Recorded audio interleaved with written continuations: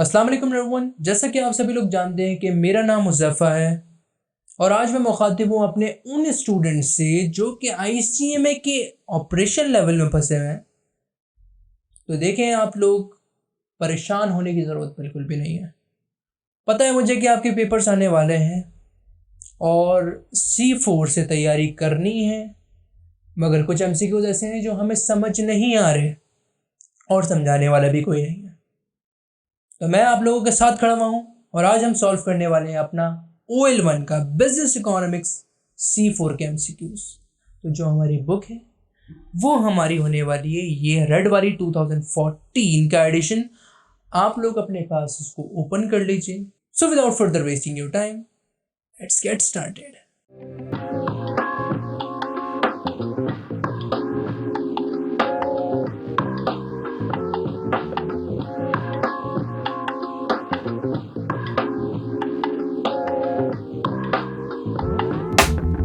Chapter का जो हमारा सबसे पहला एमसीक्यूज है, देखें आप लोगों को थोड़ी सी कन्फ्यूजन अगर पेश आए तो मैं आपको बताता हूँ। हमारी आधे से ज़्यादा आवाम जो है वो पीडीएफ के अंदर C4 को यूज़ करती है, क्योंकि आप लोगों को पता है इसकी प्राइस बहुत ज़्यादा होती है। तो आधे से ज़्यादा आवाम जो है वो पीडीएफ को डाउनलोड कर लेती है या प्रिंट करवा लेती है। तो देखें, आप लोगों को थोड़ी सी प्रॉब्लम पेश आएगी क्योंकि हम कोऑर्डिनेशन नहीं बना पाएंगे आप लोगों के साथ। तो आपने एमसीक्यू ढूंढना पड़ेगा जो मैं आपको बताऊंगा।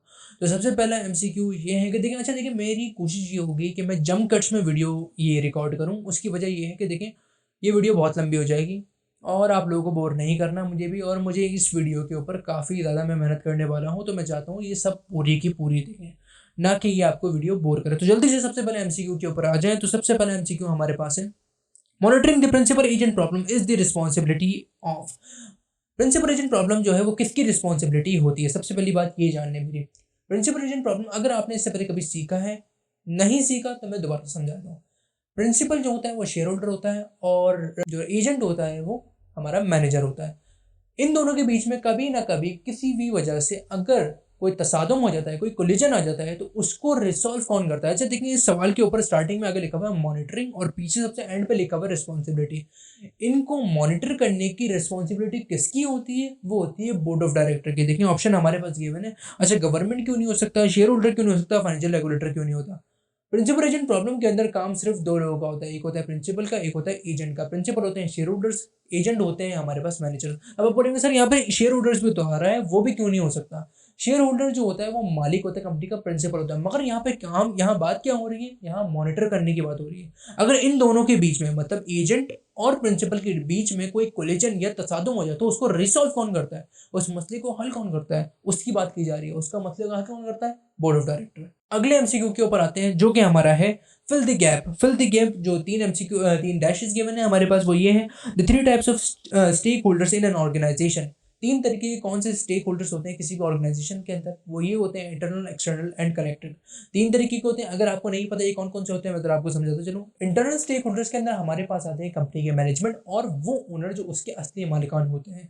उसके बाद जो हमारे पास एक्सटर्नल है, एक्सटर्नल के अंदर हमारे पास आती है गवर्नमेंट और कंपेटिटर्स XYZ और भी बहुत सारे होते हैं। इसके बाद जो हमारे पास कनेक्टेड आते हैं, कनेक्टेड के अंदर हमारे पास कस्टमर्स आ जाते हैं और हमारे पास आते हैं शेयर होल्डर्स जो हमारे नॉर्मल मार्केट के अंदर ऑर्डिनरी शेयर होल्डर्स होते हैं। तीनों समझ आ गए? मैं चाह रहा हूँ जल्दी जल्दी करूँ ताकि इस क्लास के अंदर ये पूरा चैप्टर खत्म हो जाए।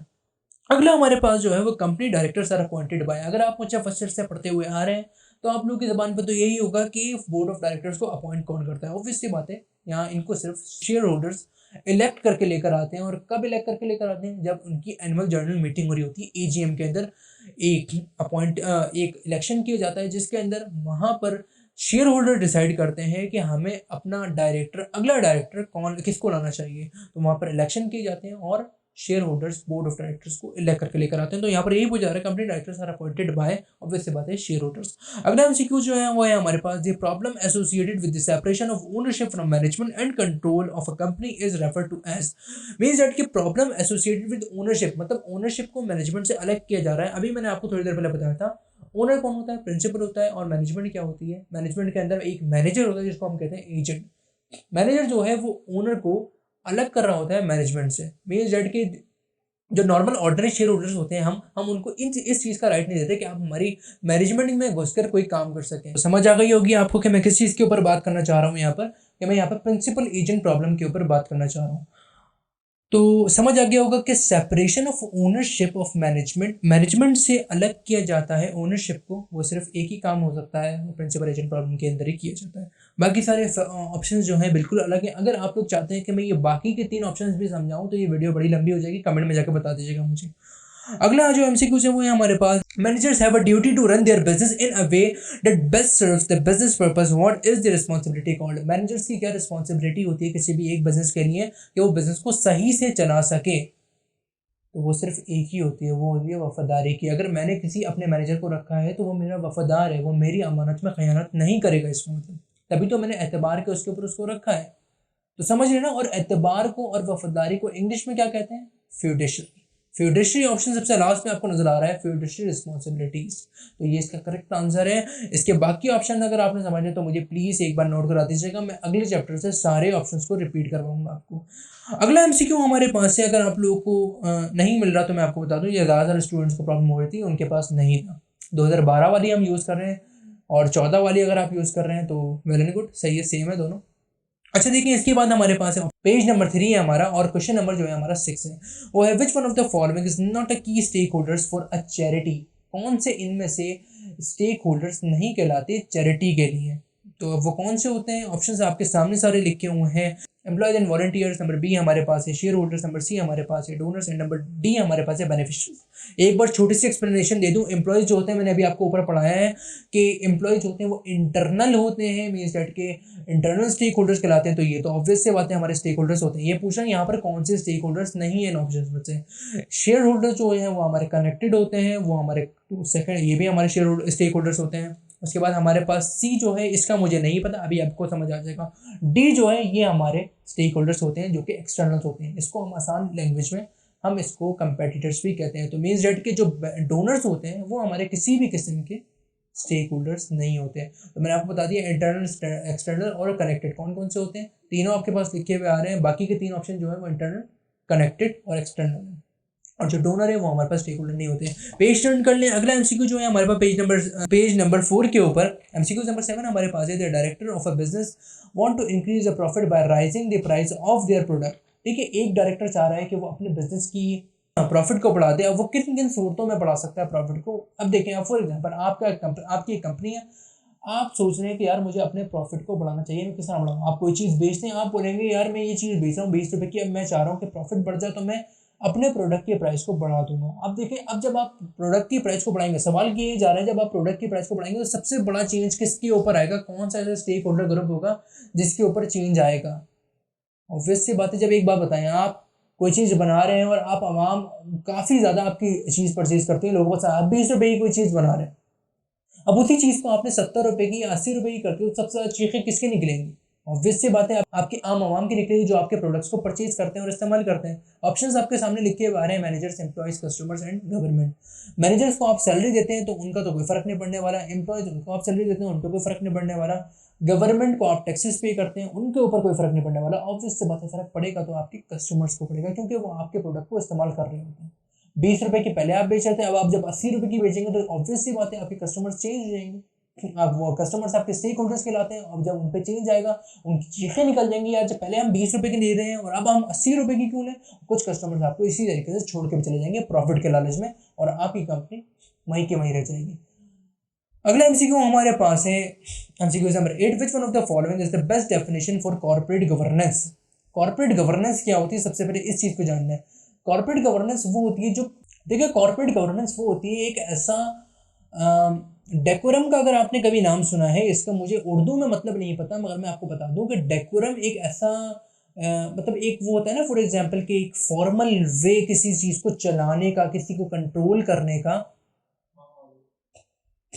अगर मुझे एक वर्ड याद आ रहा है, माहौल, कि किसी भी इदारे का माहौल मैटर करता है सबसे पहले, तो उसको डेकोरम को उर्दू में माहौल भी कह सकते हैं आप, मुझे अच्छी सही वक्त पे याद आ गया। तो कॉर्पोरेट गवर्नेंस एक माहौल होता है, एक किसी भी कंपनी का, किसी ऑर्गेनाइजेशन, किसी भी चीज़ का।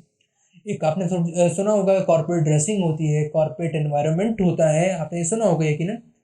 तो उसके ऊपर कॉर्पोरेट गवर्नेंस क्या होती है। अभी जरा ऑप्शंस को जरा पढ़ें, इनमें से कौन सी बेस्ट डेफिनेशन है किसी भी कॉर्पोरेट गवर्नेंस के लिए। ऑप्शंस हमारे पास है situation where management act as an agent for the shareholder. ये तो हो नहीं सकता क्योंकि अभी इससे पहले हम पढ़ के आए जहां मैनेजमेंट एजेंट एज एजेंट काम कर रही होती है किसी शेयर होल्डर के लिए, वो तो प्रिंसिपल एजेंट प्रॉब्लम होता है।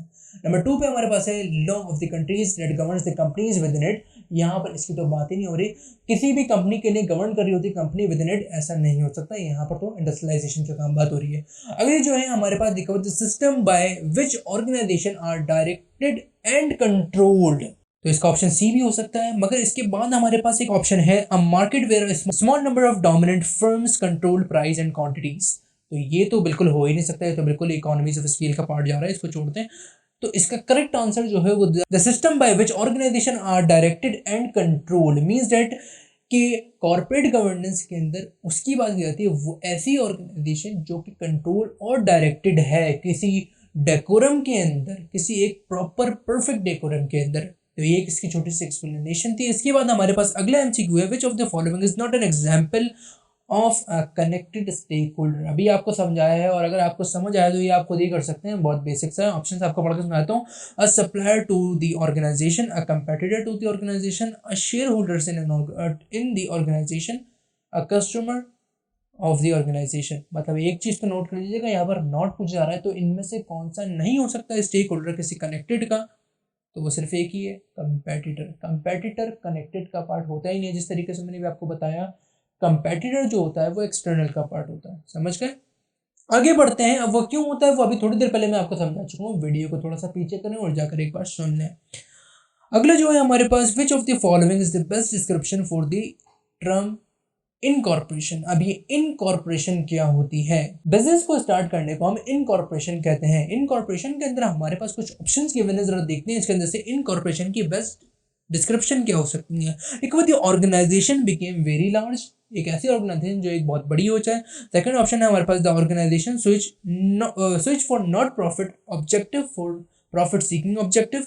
ऑप्शन सी हमारे पास है the organisation became the separate from the state. और नंबर डी पे हमारे पास है the organization adopt a legal identity that is separated from the peoples that own it. मतलब ये कहना ही चाह रहे हैं कि एक नॉन प्रॉफिट ऑर्गेनाइजेशन थी, उसने अपने आप को स्विच कर लिया एक प्रॉफिट सीकिंग ऑर्गेनाइजेशन के अंदर। अब उसको थोड़ा सा लालच लग गया तो उसने सोचा कि आप यार मैं भी कब तक, यार मेरे साथ भी पेट लगा हुआ, मैंने भी प्रॉफिट कमाना है, तो मैं भी इस नॉन प्रॉफिट ऑर्गेनाइजेशन के काम से प्रॉफिट सीकिंग ऑर्गेनाइजेशन बन जाता हूँ।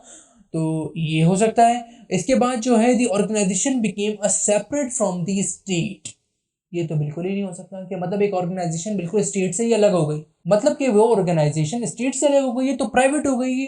तो हमें तो यहाँ पर बात ही नहीं कर रहे हैं, हम यहाँ पर बात कर रहे हैं इनकॉर्पोरेट की सबसे बेस्ट डिस्क्रिप्शन कौन सी हो सकती है।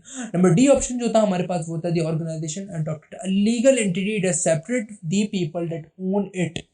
ये जितने भी एक्स्ट्रा सारे ऑप्शन थे ये सारे कॉर्पोरेट ऑर्गेनाइजेशन के होते हैं, कॉर्पोरेट फर्म के होते हैं। बाकी जो सबसे लास्ट वाला ऑप्शन है ये इनकॉर्पोरेट की डिस्क्रिप्शन कहलाती है। इसके बाद अगला एमसीक्यू हमारे पास है वो है which of the following is not generally a technique used by the management for balancing the interest of the stakeholder when setting objectives for the organisation. मतलब ये बोलना ही चाह रहा है कि एक मैनेजमेंट का कौन सा वो ऐसा पार्ट होता है जिसका नाम बैलेंसिंग कर रहे होते हैं इंटरेस्ट की स्टेक होल्डर्स के लिए when setting in objective for the organisation. इसके अंदर ऑप्शंस हमारे पास आ जाते हैं परसुएशन, सीक्वेंशियल अटेंशन, इसके बाद सेटिस्फाइंग एंड आखिरी जो है वो है appeal and dominant and coordination. इसका करेक्ट आंसर जो मुझे लग रहा है और होना भी यही चाहिए वो होता है परसुएशन। अब ये क्यों होता है ये ना पूछिएगा प्लीज, अब ये क्यों होता है उसकी तो इसमें बड़ी मेन वजह है। अच्छा देखिए ये हमने जरा जरा अगर आपने सवाल को थोड़ा सा गौर किया तो यहाँ पे हमसे पूछा था नॉट जनरली, इसमें से कौन सा ऑप्शन नहीं है। तो परसुएशन इसीलिए नहीं है क्योंकि ये हमसे बोलने जा रहा है कि देखिए परसुएशन ऐसा तरीका होता ही नहीं, परसुएशन का काम यहाँ पर है ही नहीं, उसका काम होता है सेंट्रल बैंक के अंदर। यहाँ पर हमारे पास बोला ये गया है कि हमने बैलेंसिंग करनी इंटरेस्ट रेट की किसके साथ, स्टेक होल्डर्स के इंटरेस्ट रेट के साथ। समझ रहे हैं ना मेरी बात को? यहाँ पर जो परसुएशन का काम होता है वो सेंट्रल बैंक के अंदर होता है और ये जो सारे फीचर्स आ रहे हैं sequential attention and satisfying and appease and dominant coordination, ये सारे इसके अंदर प्रॉपर काम कर रहे होते हैं, इसके सारे ऑप्शंस होते हैं। तो हमने जो नहीं होता वो बताना था, तो हमारे पास है परसुएशन। परसुएशन मींस मैंने बताया आपको सेंट्रल बैंक के अंदर ये मेनली यूज किया जाता है। होपफुली ये एमसीक्यू आपको समझ आया होगा। अगला एमसीक्यू हमारे पास है which of the following statement best describe a share holder. Share holder को सबसे ज्यादा अच्छी और शाइस्ताना अंदाज में कौन सी नरेशन आपको बता रही है?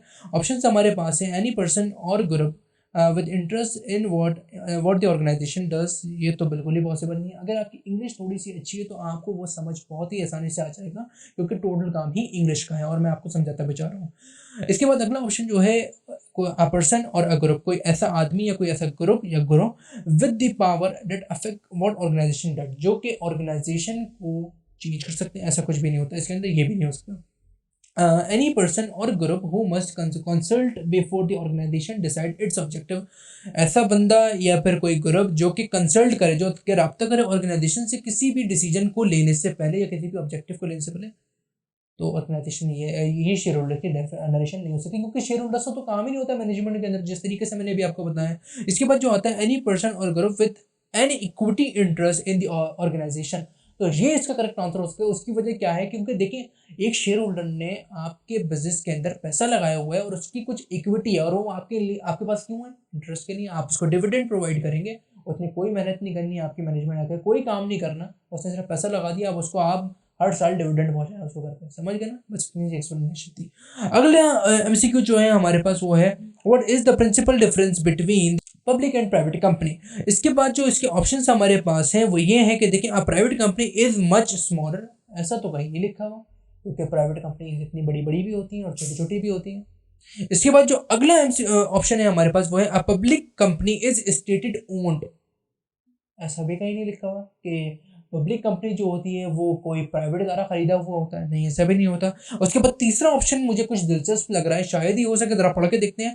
The share of the public company can be traded without each transfer of ownership being specially approved by the other share holders, कि ये कहना चाह रहा है कि पब्लिक कंपनी के शेयर जो होते हैं वो विदाउट ट्रांसफर भी किसी को ओनरशिप दे दी जा सकती है, और specially approve to the shareholder, और स्पेशली अप्रूव किया जाता है शेयर होल्डर को। ये बिल्कुल सही बात की है इन्होंने, ये हो सकता है। आखिरी ऑप्शन पढ़ के एक बार देख लेते हैं अपने दिल की तसल्ली के लिए, वो ये है, a private company does not have to file its accounts where the public can read them. नहीं, ऐसा बिल्कुल भी नहीं होता भाई। इसका करेक्ट आंसर जो है वो सी है। तो होपफुली आपको समझ आ गया होगा। आखिरी एमसीक्यू की तरफ बढ़ते हैं अपने, जो कि हमारे पास which one of the following is not a power given to shareholder, shareholders के पास कौन सी ताकत नहीं होती? वो ऑप्शन हमारे पास है, appointed of executive and non executive directors, ऐसा पावर होती है नहीं होती? फिर से बातें होती है, हमने ये बताना है कौन सी पावर नहीं होती है। अच्छा, इसके बाद जो है अपॉइंटेड ऑफ ऑडिटर, ऑडिटर को भी अपॉइंट करने की पावर होती है एक शेयर होल्डर के पास, ये भी होती है भाई। उसके बाद जो है हमारे पास deciding on the dividend to be paid each year, ये पावर मुझे थोड़ा सा शक है, वैसे तो होती ही है ये, मगर उसकी वजह क्या है? डिविडेंड जो डिसाइड करने की पावर एक शेयर होल्डर के पास नहीं होती। आखिरी है vote for resolution of the general meeting, ये तो पॉसिबल ही नहीं है। ये तो ऑब्वियस सी बात है कि शेयर होल्डर ही जनरल मीटिंग के लिए वोट करता है, इस रेजोल्यूशन को बोलता है कि भाई हमने जनरल मीटिंग अरेंज करवानी है, आप जनरल मीटिंग अरेंज करें ताकि हमें पता चल सके कि आपकी कंपनी की क्या परफॉर्मेंस है। तो कौन सा काम जो शेयर होल्डर्स के पास राइट नहीं होते करने के, वो ये कि deciding the dividend to be each year, कितना डिविडेंड उनको मिलना चाहिए। बताएं, देखें, उनका डिविडेंड है और उन्हीं को ही राइट नहीं होता कि उनको कितना मिलना चाहिए और कब मिलना चाहिए। तो समझिए ना मेरी बात, ये काम होता है मैनेजमेंट का, डायरेक्टर्स का। तो इस चीज़ से शेयर होल्डर दूर रहता, तो हमसे यहाँ पे नॉट पूछा गया था तो हम नॉट बताते, बाकी सारी पावर जो है एक शेयर होल्डर के पास होती है। उम्मीद है आप लोगों को ये छोटा सा चैप्टर आपको समझ आया होगा। अगर फिर भी आपके इसके अंदर कुछ कन्फ्यूजन है तो आप मुझे कमेंट्स में बताना मत भूलिएगा। आप लोगों के लिए बहुत सी आसानी कर दी है मैंने, बस मुझे इसके अलावा आपसे कुछ नहीं चाहिए। जाते जाते चैनल को सब्सक्राइब जरूर कर दीजिएगा और दुआओं में मुझे अपनी याद रखिएगा। बस दीजिए मुझे आज की क्लास में, जाते मिलूंगा आपसे इसके अगले चैप्टर में। अगर इस वीडियो पर रिस्पॉन्स मुझे अच्छा नजर आया तो मिलूंगा आपसे किसी और क्लास में किसी और नए चैप्टर के साथ। अल्लाह हाफिज़।